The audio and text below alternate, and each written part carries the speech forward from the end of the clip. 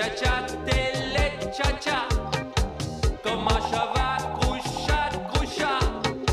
Comme chi, comme cha, lola, lola. Yeah, yeah, hacha, yeah, yeah, hacha. Chalut. Aujourd'hui, l'ourdi 67, c'est la Saint-Off-Fumier. Mais je ne vais pas leur souhaiter bonne fête. J'espère qu'ils seront assez sports pour ne pas m'en vouloir de cette petite entorse au calendrier. Car, devant le bonheur de ces deux gants enfin réunis, j'ai décidé de faire de ce lourdi 67 la Saint-Gant. Bonne fête à tous les gants, et spécialement à Firmin et à Germain, notre duo d'artistes jongleurs. Vous avez meilleure mine qu'hier, Gléon Germain. Vous avez repris de l'épaisseur. Oh oui, le cauchemar est enfin terminé grâce à vous. Je vous oublierai jamais. Vous avez perdu un œil dans l'histoire? Oh non, ça date d'avant ma bêtise. Un accident de travail, j'ai reçu un doigt dans l'œil. Et vous, Firmin, vous êtes content d'avoir retrouvé votre cousin Germain? Ah oui, on va pouvoir se remettre à répéter. Mais vous aussi, vous vous êtes mis le doigt dans l'œil? Ah non, moi c'est tout le point que j'ai pris en pleine poire. Qu'est-ce que vous voulez, quand on jongle avec des mains, c'est les risques du métier. Racontez-nous comment vous avez pu tomber dans les griffes de la secte de GTI. Le ras-le-bol. J'étais perdu sur le trottoir, seul, abandonné, tout le monde me marchait dessus. Alors, quand j'ai entendu parler d'Olga la déesse, j'ai mis mon espoir dans la poubelle. Mais qui vous a entraîné? Un bête balai qui passait par là. Il m'a bourré le crâne et je l'ai suivi dans la benne à ordures, direction la clairière du prophète aux longues oreilles. Si c'est pas malheureux, faire ça à un jongleur, lui faire prendre des messies pour des lanternes. Comment ça se passait là-bas? C'était affreux.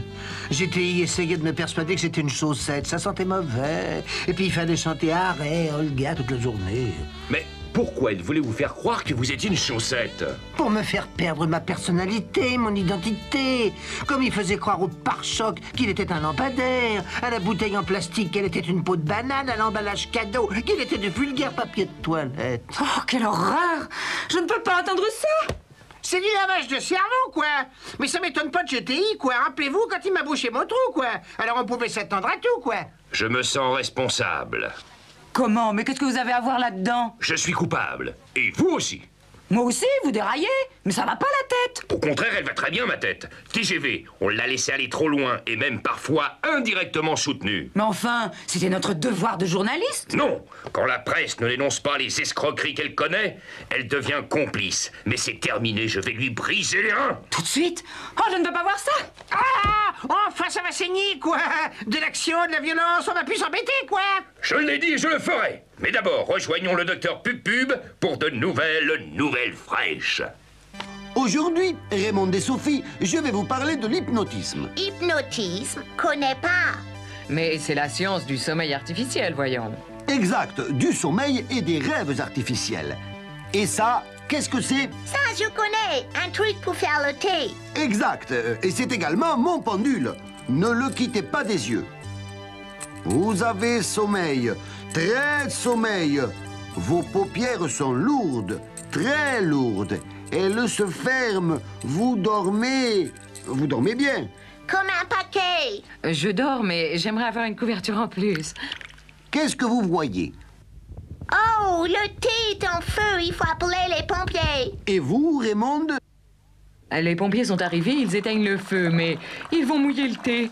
Ouf, le parapluie s'est ouvert. Réveillez-vous, je le veux. Où suis-je? Oh, je reviens d'un long voyage. Qu'est-ce que vous avez devant les yeux? Un bol de thé fumant. A nice cup of tea. Et voilà, c'était les mystères de l'hypnotisme, une expérience scientifique pour tous ceux qui en ont dans la cafetière. À vous, les studios. C'est fou ce qu'on peut avoir dans la tête. Oui, le moindre rêve est un super pestacle qu'on n'arrive pas à partager. Alors que Téléchat est un super pestacle qui se regarde à plusieurs. Chalut, à demain, si on veut bien. Chalut, chalut, à Téléchat. Chalut, groucha, chalut, Lola. Chalut, les chats et les choix chauds. Yeah, yeah, hacha, yeah, yeah, mambo. Hacha.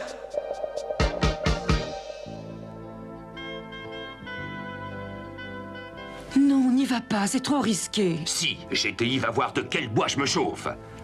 Oh,